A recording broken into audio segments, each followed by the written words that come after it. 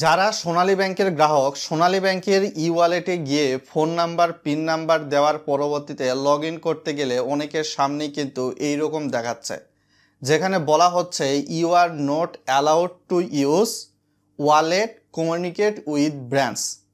যতবারই log in করছেন ততবারই কিন্তু এটা দেখাচ্ছে। আপনারা হয়তোবা ইতিমধ্যে অবগত রয়েছেন যে সোনালী ব্যাংকের নিজস্ব পেমেন্ট সুইচ চালু হয়েছে এবং এখানে কিন্তু অনেক নতুন করে সিকিউরিটি আপডেট এসেছে, যার ফলশ্রুতিতে আপনার সোনালী ব্যাংকের অ্যাকাউন্টের বিপরীতে আপনি হয়তোবা একটা মেল অ্যাড্রেস দিয়েছেন।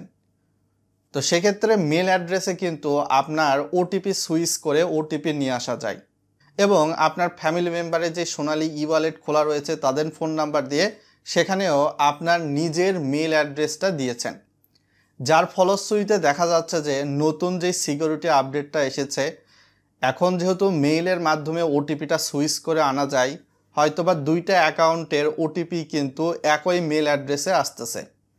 তো এটাকে কেন্দ্র করেই কিন্তু আপনার সাধারণত এইরকম অপশান দেখাচ্ছে। তো এখান থেকে বাঁচার পথটা কি? ভিডিওটা কন্টিনিউ করার আগে অবশ্যই ভিডিওটা লাইক করে দিবেন এবং কে কোথায় থেকে ভিডিওটি দেখছেন ভিডিওর কমেন্ট বক্সে লিখে জানাতে ভুলবেন না। তো সাধারণত আপনার সামনেও যদি এইরকম ওপেন হয়, আপনি দেশে থাকেন বা বিদেশে থাকেন, যেইখানেই থাকেন, আপনার সোনালী ব্যাংকের যেই শাখায় অ্যাকাউন্ট সেই শাখায় কিন্তু আপনাকে সশরীরে হাজির হতে হবে। হাজির হওয়ার পরবর্তীতে আপনার একটা ফোন নাম্বার দিয়ে যে অ্যাকাউন্ট খুলেছেন সে একটা অ্যাকাউন্টের বিপরীতে একটা মেল অ্যাড্রেসই রাখতে পারবেন। আর একটা ফোন নাম্বার দিয়ে খোলা অ্যাকাউন্টের বিপরীতে আপনার মেল অ্যাড্রেসটা কিন্তু যেহেতু ব্যবহার করতে পারবেন না, তো সেক্ষেত্রে আপনার ইমেল অ্যাড্রেস পরিবর্তনের জন্য কিন্তু আবেদন করতে হবে।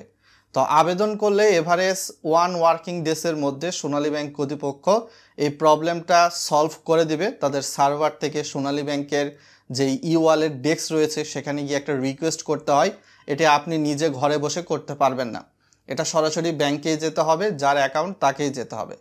সো আশা করি আপনারা বিষয়টা বিস্তারিত বুঝতে পেরেছেন। সকলে ভালো থাকবেন, ধন্যবাদ, আসসালামু আলাইকুম।